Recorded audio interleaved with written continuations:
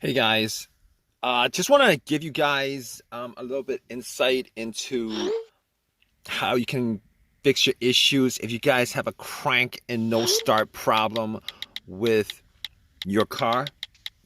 So basically, this happened to me a couple of days ago. I went shopping at a Kohl's and spent maybe like an hour there. Came back to my car and was all set to go back home, and bam, it cranked. Everything else worked. Everything worked. It cranked, but it didn't. It didn't. It didn't crank over. It didn't start, and I must have cranked it about 5 times, and it would crank each and every time, but it would not turn over. It would not start. Now, when that happened, I thought maybe it was maybe a glitch, something that I could resolve. Uh, so what I did was pretty much what like probably like what a lot of people did. They, what I did was I changed the shifter to different gears. Shifted to, shifted from park to neutral to reverse, and pretty much try to start it that way. Pressed the accelerator a couple of times, try to start it that way, and none of that actually worked. None of that worked. So at that point, I thought it could be the battery, but I did change out the battery um, relatively recently, probably like 6 months ago. It had that issue where there was a no crank, no start issue. So it's like totally different from this issue. But regardless, I turned on the headlights just to see whether it was the battery that was the issue or not. Went out, checked the headlights. The headlights were rather strong. And at that point, I was thinking it probably wasn't the battery, because I was crossing my finger like you guys are probably at this point for like a quick fix. So basically, after that, I opened the hood up and looked at the battery compartment, battery area. Now, here's the thing about it. All right, I the car was cranking pretty strong. All right, I was thinking that may have been a battery, still in the warranty. I could just change it out, pop another one in, problem solved. But I, you know, I the car was cranking very, very strong. The headlights were very, very bright. Did not think it was the battery at that point, but I was looking at terminals. They looked like they were pretty corroded. And basically, I did not clean terminals when I swapped out the battery 6 months ago. Probably like I should have done. So basically, I had a couple cans of Coke. I poured 2 cans of Coke on the terminal cables, the connectors. All right, wiggled them a bit. Now the connectors were were tight, but they're not so tight that I couldn't move it. And I pretty much wiggled them out, took some paper towel, cleaned them up, popped them back in. It wasn't 100% clean, but it was clean enough that if that was the issue, I would have been able to, without a problem, the connection would have been able to crank it over if that was the issue. But I didn't, I was pretty sure that that wasn't the cause of it. But regardless, I did all that anyway. Went back to my car, tried to crank it, and it still cranked strong, did not turn over. Had the same scenario, did not turn over. Sucks. It sucked at that point. I was like, okay. So I went back out, and I had a battery booster. Now you're thinking, like, all of that, why is he thinking it's still the battery? It's possible, on a rare chance, that the battery could be the cause of this for whatever reason. All right, that's like the first thing I went to. Had the booster out, popped the booster in. It had about 75% charge. Obviously, if that didn't work, I knew that I could just eliminate the battery 100%. But at that point, I was the battery could have been eliminated like 99%. I would have eliminated the battery, but was hoping for an easy fix like you guys are in this situation. Popped the cables on and cranked it. Cranked up as strong as it did before. So, but it didn't turn over. So at that point, I knew 100% that it was not the battery. All right. On top of that, I actually checked the negative cable. I checked the negative cable, and if you guys know what the negative cable is, the negative cable is the ground cable, and normally it connects to the frame of the car. I checked that to make sure that it wasn't broken, that it wasn't frayed, that there wasn't an issue of corrosion and anything like that, because a weak ground can cause your car not to crank over. But normally in those kind of situations, it's because the connection is weak, and you would still have a weak crank. Your conductivity would be very weak, and you know, test like the headlight would show you that you would get a dim light instead of a strong light. In this situation, I was getting everything was working fine as it should. The cranks were strong. The headlights were very bright. So at that point, I knew that it was not the things that I could eliminate at that point were I could eliminate 100% the battery. I could eliminate 100% the ground cable. I could eliminate 100% the alternator, even though in situations like this, the alternator would not normally be one of those things that would be on my elimination list. All right. Normally, if the alternator was the issue, the car would have died out with the engine running, or would have died out with the engine with the car on the road while driving. That's 100% of the time. Well, not 100% of the time, but normally that would be the case. Or there would be a no start situation because it was running on the battery and the battery just died out. But the test for the alternator was if you put like an outside power source like a booster or cables on to the car, and if the alternator was the issue, you'd be able to turn it over, and then when you take the cables off, the alternator would die out. So I could eliminate the alternator 100%. So basically, I can eliminate all those things out of the way. All right.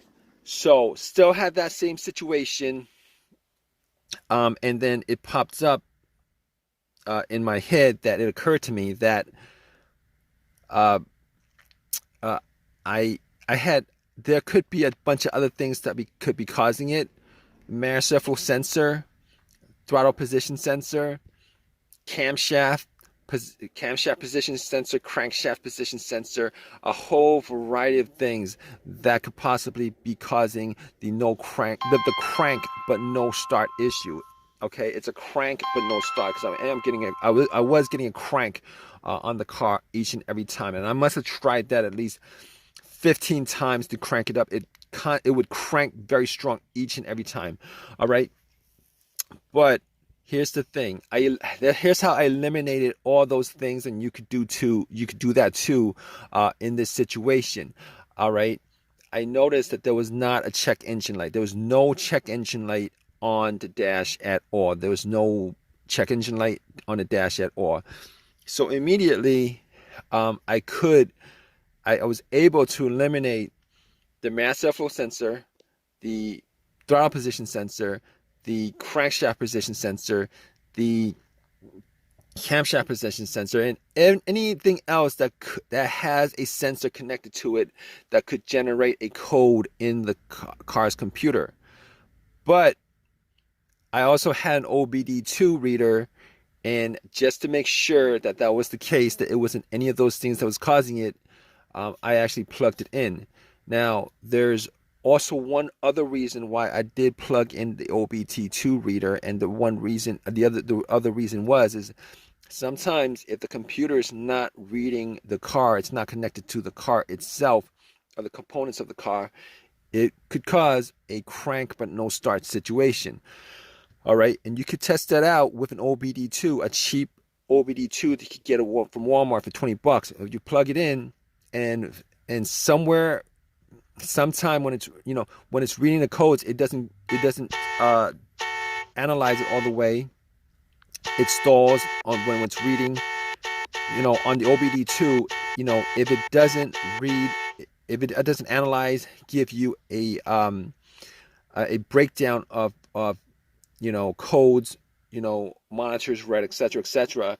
Normally in these situations, it means that there's a disconnect between the car and the and the computer itself, the ECU, ECM, PCM, all those things are the car's computer. Now, I plugged it in, it scanned it all the way through 100%, gave me a whole readout of everything. Obviously, as I thought, there were no codes, all the monitors were good, everything was, it gave me a readout. So once it gave me a readout, I was sure that there was no, I was like 99% sure that it wasn't any of those things that had a sensor connected to it. Now, here's the thing about it. I did take the cables off the battery, and that would actually, you want to do that before you take the cables off the battery. But because I had no check engine light, I was 100% sure that it wasn't any of those things. 100%. Okay. So basically, I was left with a couple of things that could be causing the crank but no start situation. All right. As far as easier things that I could just resolve on the spot, if there was an AutoZone close by, fuses, relays, possibly the ignition switch, possibly the fuel pump. So I had all those things to consider, 4 of those things considered. So I pretty much limited troubleshooting this whole entire thing to four things. Okay. So I popped up the fuse. I was looking at all the fuses just to see whether there were any kind of signs of a burnt fuse, brownish on the top or something like that. Any kind of smell of a burnt plastic or something like that. I couldn't. Everything looked fine as far as the fuse was concerned. I did not have a fuse tester on me. I could not test out every one of the fuses, but all the fuses looked fine. All right. Which pretty much brought me to the fuel pump and the relays. All right. Here's the thing with the fuel pump. Now, before I even did the test, I was sitting in my car thinking that it may have been the fuel pump or the fuel pump not operating. So I did this test, and you guys could do it too, but normally it takes 2 people, all right, one to listen to the car where the gas cap is. You would take the gas cap off, and you would try to listen to a priming sound. All right, one person would be in the car turning the car to the on position. The on position is the position before it cranks. Normally you don't want to crank it, because what happens is if you crank it, that noise, the cranking noise, is going to drown out the noise from the whizzing of the priming of the fuel pump. All right, and the priming of the fuel pump is pretty much the motor in the fuel pump working. All right, now there was nobody else with me, so I was sitting in my car, turned everything off, rolled up all the windows, and I put the car into the on position, and I did it a couple of times. Turn it off, push it to the on position, turn it to the on position, turn it off, turn it to the on position. Was not able to hear, to make out a sound inside the car. All right, whether the pump was priming or not, it was not able to hear a whizzing sound, a motorized sound, either way. So, after that, I looked at the fuses and looked at the relays. Especially for the fuel pump. I thought it could have been the fuel filter, but normally with the fuel filter, you could at least get the car to start, to turn over, and then it would die out because it was if the fuel filter was blocked or something like that. Okay, so I did not think in that situation it was the fuel filter, because I cranked it at least 15 times. It never actually turned over at least once. So basically I found the relay to the fuel pump, and I was able to swap out for a similar relay. All right, and once I swapped it out, was able to turn it, got into my car, and then cranked it, and guess what, guys? Boom! It turned on, turned over, car was running, turned off, did it again, it was running. So at that point, I knew for 100% that it was the fuel pump. All right, I forget what component of the car I swapped it out with, as far as the malfunctioning fuel pump was concerned. But I was thinking about driving the car to an AutoZone, but there was an AutoZone pretty close by. Went to the AutoZone, got the fuse pump relay, got another relay for it, swapped it, put everything back together, and all set. Everything was good, simple fix, and haven't had an issue since. That was a couple of days ago. Turn on, turn off, turn on. Everything works the way it's supposed to. So it was the fuel pump relay that was the problem. All right. So if you guys are in this situation, hopefully your fix was as simple as the fix that I had on the car. And if it's not, hope that it's something a little bit more, not something that's like the fuel pump itself. But in any case, if you guys troubleshoot, go through the steps that I kind of went through as far as troubleshooting this whole entire issue, you guys, 90% of the time, you guys probably will get an answer for the issue with your car. All right. Regardless, please leave a comment in the comment section. If you guys want, please give me a thumbs up. Please subscribe. All right, guys. Take care.